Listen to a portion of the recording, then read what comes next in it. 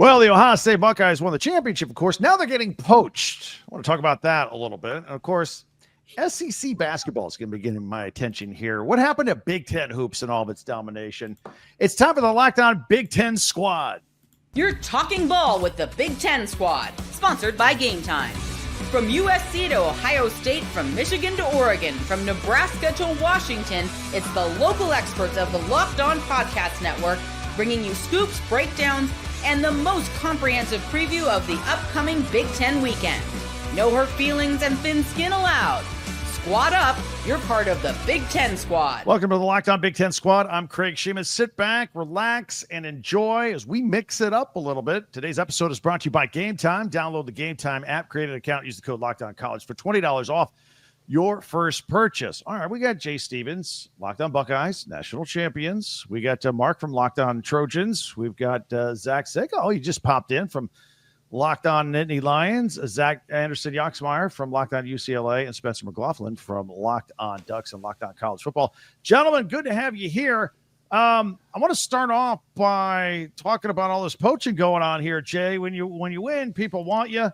Yeah, you're a thief, Zach. I see you in the corner. You're a thief. What's up, Jay? Yeah, You took what's the defense up? coordinator. You took the guy who wanted to stay on staff. You're a thief. What's up? Yeah, We got the best defensive coordinator in college football. You stole and outbid Ohio State, outbid Oklahoma, and created the best coordinator duo in the entire country between Andy Kotelnicki and Locked On Sooners is probably sick and tired of Penn State at this point, because that's the two coordinators that they wanted in each of the past two off seasons, and they lose out to the Nittany Lions. So yeah, I'm still the head coach, though, right? well, yeah. he beat Lincoln Riley. So, hey, Jay, let me ask you.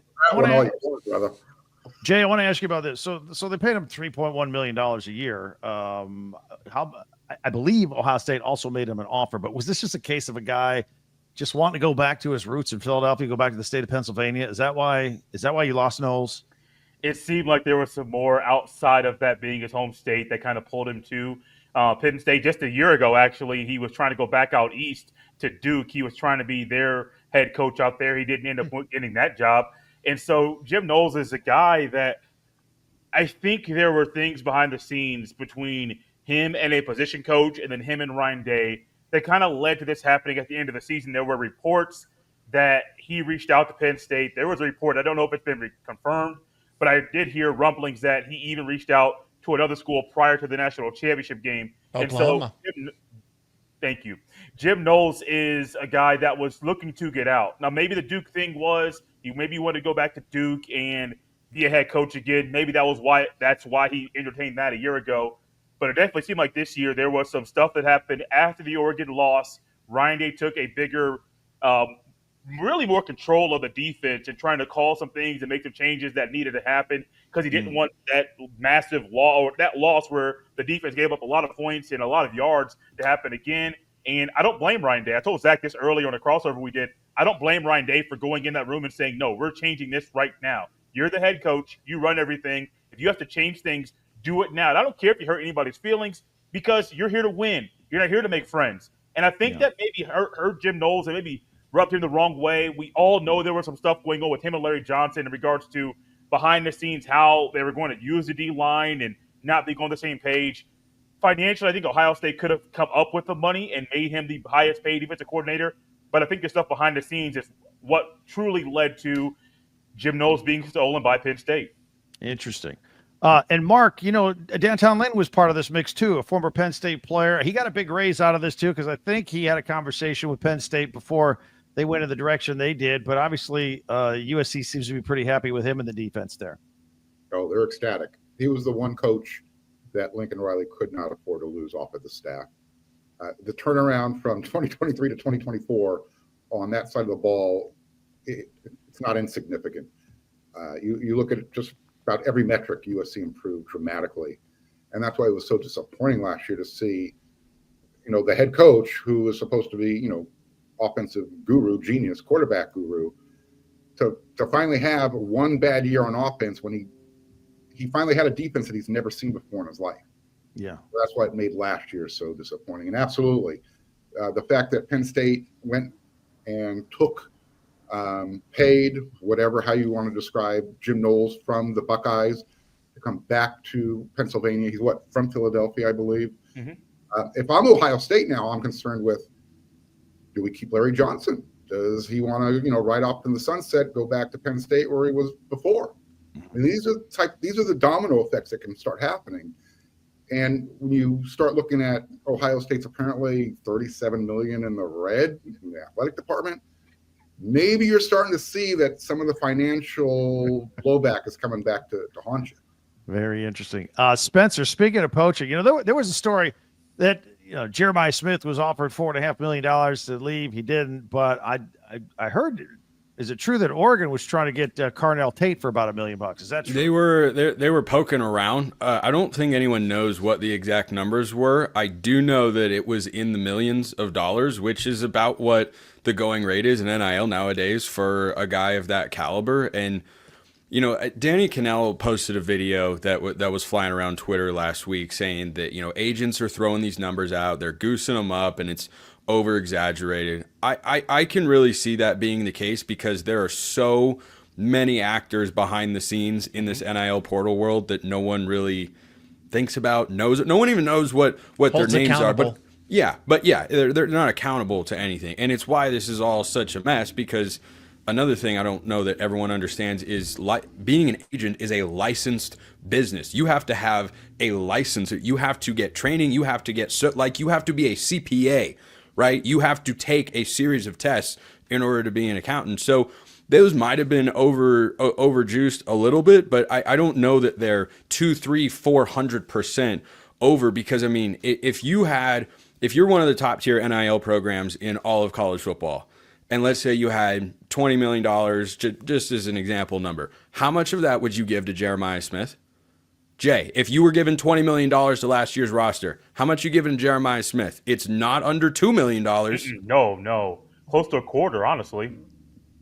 Just being honest with you, he's worth that much money. Yeah, and so I saw that and thought, it might be a little bit high. But the idea that teams would poke around and try to get guys of that caliber, no, I'm not surprised at all. I think Oregon's interest in Carnell Tate was real, but I'm not surprised that he was.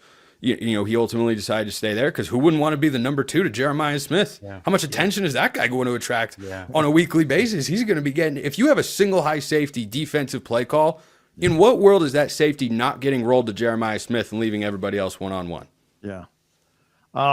Zach Anderson Yoxmeyer, I want to get you in on this conversation. I know UCLA is at a different level. In fact, I actually know personally one of your guys that are in charge of your name, image, and likeness collective over there. But I don't know if you guys trying to poach anybody. Any good rumors out there in UCLA?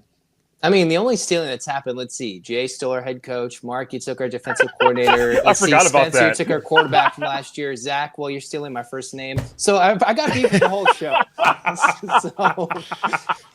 Zach's staff shops at Walmart. That was classic. All right. Hey, believe it or not, we got a signing day coming up. I want to just do a rapid fire around the clock here. Any guys that you guys are looking in? Any big news breakers? Any news coming for that first week in February with which was the original true signing day before we had 2 signing days. And it should be. I don't know why we did this. I don't know who asked for it or why we got rid of it. But I think all of us in the year-round content creation business would much rather have signing day in February. Yes. Figure it. It's also better for college football as a whole. But most importantly, it's better for the 6 of us and everyone else at our network. Yes. So figure it out. No question. Well, Spencer, since you're rolling here, who's Oregon looking at? Any high schoolers in the state of Oregon? No, I think their 25 class is done. They're on to the 26 class, and they're off to a really strong start there. But there are a lot of different names. Ryder Lyons is a guy, a quarterback that they're looking at, who's a Mission kid, might not be on campus till 27. But I also saw a tweet the other day from someone over at 24/7 that Oregon is either scouting or has offered a scholarship to a 2027 recruit. Wow. This is just the way that it goes. And you start building the 2026 recruiting class right now for the most part, because 25 is basically done. You could I think there were post February last year, I think there have been, or over the last couple seasons, there have been a couple kids that Oregon has added, but really they've done it mostly on the early signing window. And then they've used this time, before the recruiting shutdown to start laying the groundwork, and they're swinging big in 2026. Zach Anderson, is UCLA sticking in the state of California? Or are they looking elsewhere outside the state of UCLA? I mean, there's been pictures of their guys going out and recruiting in the state of Florida. So maybe the downfall of, Florida a little bit, if Billy Napier falls down, if Miami, who knows what's going to happen in the state of Florida with all those college football teams right now. But the Bruins are hitting Florida pretty hard right now. And Florida State saw Brady Smeagol decommit. Maybe UCLA gets in on that action as a 2026 quarterback. Who knows? Zach Seyko, how about Penn State? Where are you guys zeroing in your efforts for next week? If I had to throw out a name just to, talk about something, Zahir Mathis is still a player of interest. He was committed to Ohio State once upon a time. Not sure what fell apart there. I think other schools were interested in his recruitment, and Ohio State started pursuing some other defensive linemen. Penn State is at least in contact with him. I think he's down to 5 or 6 schools. He's probably going to go to the ACC or the SEC, but it's kind of a don't count out Penn State. I think if Penn State and Zahir Mathis can come to some common terms, he very well might sign with the Nittany Lions, but I'd say that's kind of, more unlikely than it is likely at that point for the defensive end. And he's from Pennsylvania. Jay Stevens, Buckeyes, another top 5 class. Yeah, another top 5 class. The class is pretty much wrapped up. They're not doing anything with the 2025 cycle. They're out recruiting right now while they can. Chip Kelly, the coach that was stolen from UCLA, he was actually out in California recruiting and looking at a couple of quarterbacks. It's weird. Chip Kelly was recruiting. I need photographic evidence. I need photographic evidence. It's weird, man. He was recruiting. He wasn't out at the national championship celebration. So when Knowles wasn't there, there's rumblings that he may not be there in 2025. With Chip Kelly not being there either, I was thinking, well, maybe both coordinators are gone. But there have been pictures of Chip Kelly in Cali, in Illinois, on the recruiting trail, and I'm surprised like everybody else. I thought Chip Kelly didn't recruit, but here we are. Or it didn't happen. Yeah. And he flipped a quarterback at Florida that was going to Florida State, too. I know he was recruiting in Florida, too. Mark, Trojans, where are they zeroing in on? Well, I'm just wondering if Chip Kelly's in those states, do any of those professional NFL teams have offensive coordinator positions open? Just saying. Yeah. There's one guy that USC is looking to add to their 2025 class, linebacker, AJ Tuateli. He was originally committed to Wazoo, the Washington State Cougars. That looks like to be the name that you will see bring in on February signing day. Other than that, they're pretty much focused on 2026 right now. On Saturday, they're looking to host a gang of 2026 prospects. So we'll see how that turns out. And it's going to give their new general manager a chance to kind of dip his toes in the water and see how good he is at his job. Well, that's fair enough there. All right, I want to switch tables just a little bit. We'll come back in 1 minute. I want to talk about basketball. Seems like the SEC is grabbing all the headlines with college hoops. We'll talk about that as the Lockdown Big Ten squad continues. Let me tell you about Game Time. Game Time is a great way to get tickets and get you in the seats to go watch exciting games. Super Bowl, go check it out. Or concerts or comedy shows. Just the whole energy and excitement of being at an event. If it needs a ticket, you can get it at Game Time. Download the Game Time app on your device or your phone. And Game Time makes it easier to create unforgettable memories with the new feature, Game Time Picks. It filters out all the fluff and the shows that you only see the best deals right there. Great seats, and you can focus on where you are looking. I love the fact that you can see a picture from the seat of the ticket you're about to buy. It's one of the greatest features that they have.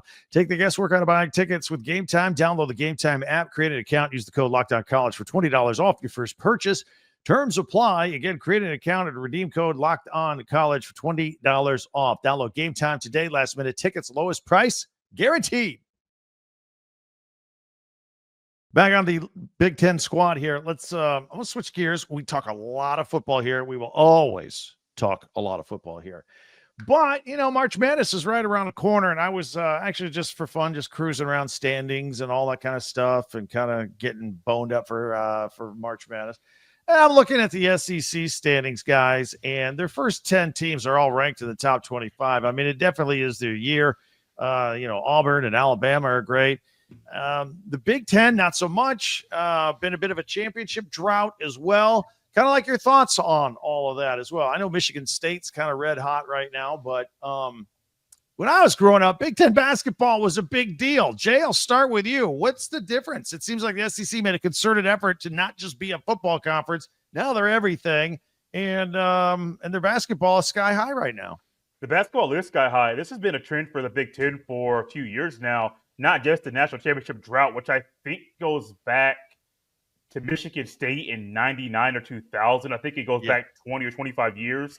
This is the last time a Big Ten team has actually won a national championship in basketball, which is rare. A lot of it's coaching. I know, to me, if I want to go and play basketball in the Big Ten, I'm going to Michigan State first. I'm an Indiana guy. I wouldn't try to go to IU to play basketball. I like Matt Painter. My grades couldn't get me into school at Purdue. And so I have to try to figure out where things are there. But it's weird. A lot of it's coaching. A lot of it's guys wanting to play with their friends. But Big Ten basketball's fallen off. I don't have a finger. I can't put a finger on it outside of they're getting it done with the coaching. I mean, Bruce Pearl's done a great job over there, and he's not the only coach down there in the South that's been pushing all the right buttons. Mark, how about a West Coast perspective from what you see here? The difference between the Big Ten, not quite up to the SEC standards right now. Yeah, how often do you talk about SEC basketball and Kentucky's like maybe the third or fourth name that you bring up? Yeah. That's how odd it is. So I don't know. Maybe it's just one of those cycles that we're going through right now where the SEC doesn't own football anymore because everybody gets to pay players and it's kind of leveled the playing field. I'm not sure what exactly or why the Big Ten's void has happened with national championships in basketball, but I can tell you this. Big Ten's not going to win one this year. UCLA is not going to win one. I know USC's not even going to be in the tournament. So it's just another year of, maybe the SEC will, get to the Final Four again, but, it is what it is. Yeah. Zach Seyko, what's your best theory? What's going on here with hoops? I'm more interested and preoccupied with number 1 versus number 2 in wrestling. Penn State's taking on Iowa. So that's where my attention is for this week, besides the Jim Knowles banter. I've gone on rants about men's basketball. There's just not a lot of intrigue up here, and I guess for a good reason, because there was tournament aspirations. They absolutely handled Purdue early in the Big Ten slate, and then just kind of have progressively fallen off since, which is strange because this is a veteran team that has played a lot of basketball, period, but also the nucleus came back for the second season. So Penn State was supposed to take a step forward, same coaching staff, same nucleus. They didn't. So it's kind of reflective of overall in the Big Ten as well, why the Big Ten Conference took a step back. I mean, it's the same thing. I think that basketball rosters are going to be a lot easier to manage because it's 14 scholarships and then a few walk-ons versus, what's going to be 105 in football, if I'm not mistaken. So SEC country just has basketball figured out. And I'm confident that Michigan State and Purdue and all those teams, I won't count out the Big Ten from completely, there's no way that they make a Final Four, but I also think that there's also a shift with the, traveling to UCLA, USC, cross country like that as well. I mean, this is the first time at football. It's different because you have a whole week to prepare. Mm-hmm. Whereas basketball, you're going to have a midweek game and you might be out there for multiple days the way that Penn State's doing it. They have UCLA and USC coming up. And so that trip is extended out there. So I think the logistics are different for basketball as well. I don't know that the SEC doesn't have to travel as far either cross country like that. Zach, I'll also tell you, I was going through hundreds of comments on my YouTube page at Locked On Big Ten, and there was one guy who says, "Hey, you call yourself Locked On Big Ten. Why aren't you covering Penn State wrestling?" Yeah, I'm sending him to you because I know you do a great job with it. I've seen you get a lot of views, and I know it's a big deal there at Penn State. I'll let you handle it. You're the expert on that. If you ever need me for a segment, I'm happy to chat Penn State wrestling on your show, Craig. You might have to walk me through that a little bit. Zach Anderson, look, UCLA basketball's been a big deal there historically. What's your view on the Big Ten not quite being up to snuff?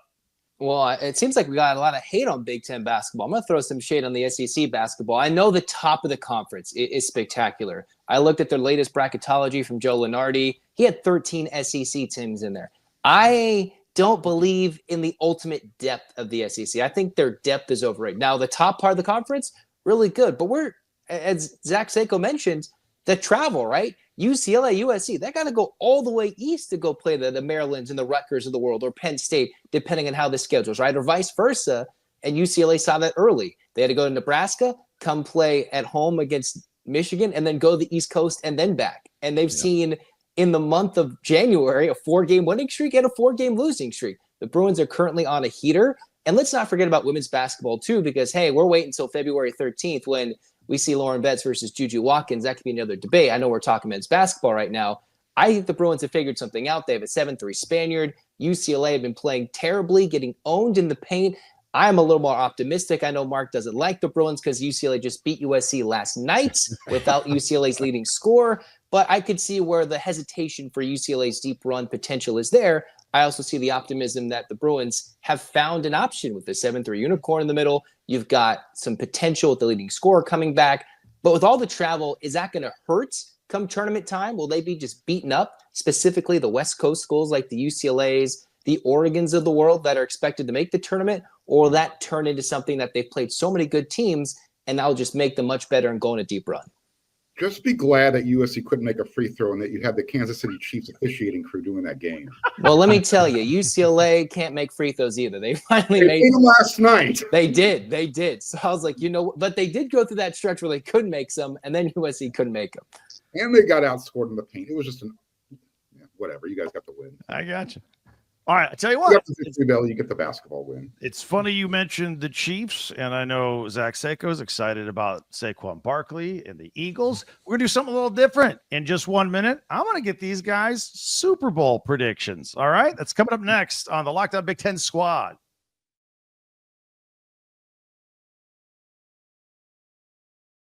Back on the Locked On Big Ten Squad. All right, a little something different this time here. We're going to jump in with these guys. They're sports fans, just like everybody else. We are. Let's get some Super Bowl predictions here.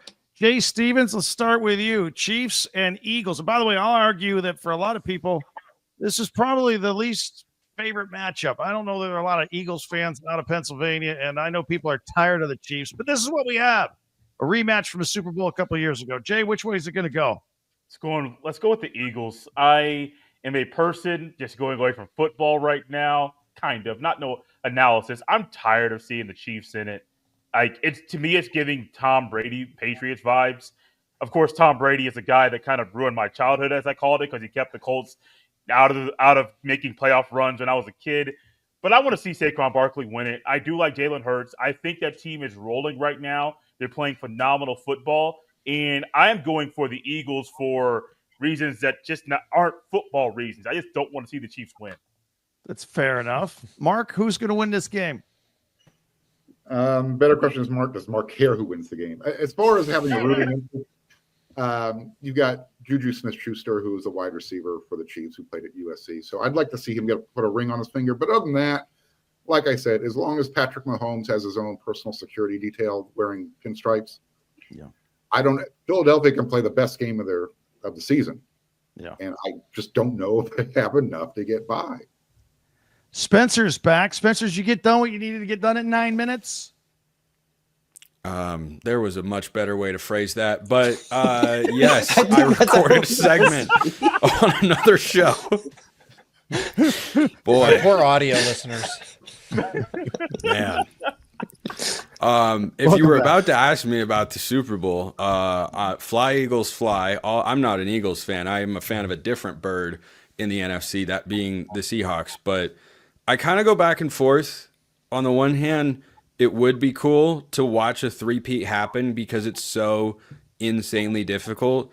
On the other hand, it doesn't fit the mold for what we would like a three-peat to look like. Mm-hmm. So just in the like, there's so much about it, and I know that on the one hand, yes, it gets overblown. I know there are data points out there that people have cited, like, hey, the Chiefs get called for it, and there are also ones that show, yeah, their opponents are called for more roughing the passer and unnecessary roughness penalties than they are in the playoff run. I don't think that the NFL is rigged in favor of the Chiefs. I do believe that the officials clearly don't want Patrick Mahomes to get hurt. And that has impacted the way they call things, and people have allowed bad calls, I think, to stick in their mind more than, you know, bad calls that go the other way against the narrative that people have formed, but they're seeking confirmation bias. It just gets harder and harder for me to completely push aside, yeah, they just want the Chiefs to win, when the Bills make the first down marker twice and we all see it, and then they aren't given the first down. It's like, guys, you're just like, the NFL is so aware of it. They had Gene Steratore in the booth the entire game as like a third member of the primary tandem. I've never seen that before. It's like they're aware, hey, we're going to show you that these calls are not just going in the Chiefs' favor. And then Gene went out there time after time and said, yeah, no, the Chiefs caught a break there. Yeah. It's like, Right. guys, That was bad. this did not have the effect you were thinking about. Don't No. believe your lying eyes, right? Yes. Zach Seyko, who's winning the Super Bowl?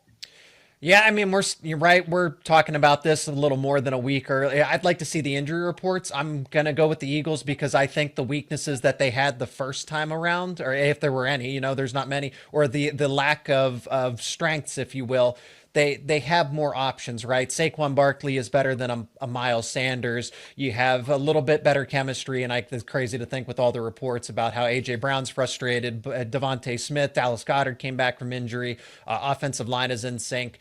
Got to give the Chiefs credit because they dealt with a fair share of injuries and they still were able to overcome them. Chris Jones makes a good point about how the reason we're still at the top of our game, especially on defense, is because NFL franchises refuse to hire away Steve Spagnuolo, who arguably is at least the most consistent defensive coordinator. I don't know what it is for me personally. Maybe it's because Penn State made it as far as they did in the postseason, the expanded college football playoff. There was just more excitement around this season for college football. This is the least interested that I've been in the NFL overall. Ben Roethlisberger retires. I kind of retire my Steelers fandom with it. I don't care with it because they're the definition of insanity right there. But I have no personal ill feelings about the team across the state and the Philadelphia Eagles one way or another. I'm rooting for Saquon Barkley and Jahan Dotson in this case. It's not about the team from Pennsylvania. It's not about hating Patrick Mahomes. I'd like to. They are very much like the Patriots of the 2000s, 2010s. This is kind of what we're seeing in real time here. So if they can kind of disrupt that, I have no issue with it. But I have no rooting interest in it. Period. The NFL is losing my interest, but they keep gaining viewers, so they don't care about me. Zach Anderson, I know the game's still another week away. Final word from you.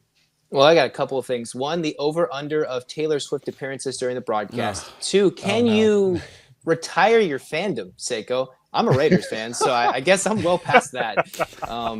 Mark, can your boy help me over here in Vegas? Like, what's going on? And then three, as a Raiders fan, you obviously know which way I'm going to swing. I don't really want Philadelphia to win. They blew it 2 years ago, and now I'm saying, fly Eagles fly. I don't want to say it, but I don't want the other thing. I don't want anything to happen. I just want the Super Bowl to be forgotten about. All right. And Roman came in for the last 30 seconds. Yeah. So I'll give him, hey, you got some breaking news or something? Who are you? I had no idea that Kai Horton was going to commit to Washington. I didn't know they wanted to add a fifth scholarship quarterback at this point in time. So I had to come back in to say two things. One, shout out to Trent McDuffie chasing his third straight Super Bowl ring. I am exhausted by this Chiefs dynasty, but it's great to know that there are more Super Bowl rings for Washington than there are Oregon players in this game. Wow. Had to make sure I got that part in there. Rent free in the Yeah, that's totally what that is. Is shout just blasting in your headphones as motivation right now to keep No, it it on isn't. your mind?